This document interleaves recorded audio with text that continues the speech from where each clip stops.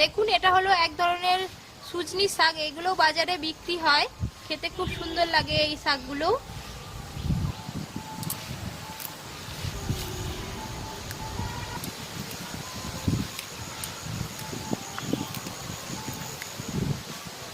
আপনারা এই শাকের কে কিরকম রেসিপি করে খান আমাকে জানাবেন কমেন্ট করে।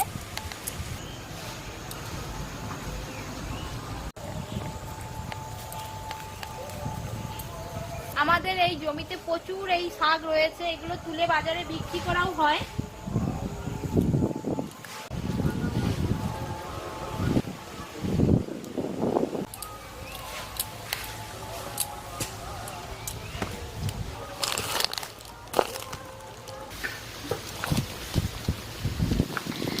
আমরা যখন ছোট ছিলাম, ঠাকুমা কাপড়ের পুটলি বেঁধে ভাতের মধ্যে দিয়ে সেদ্ধ করে আমাদেরকে এই শাক খাওয়াতেন।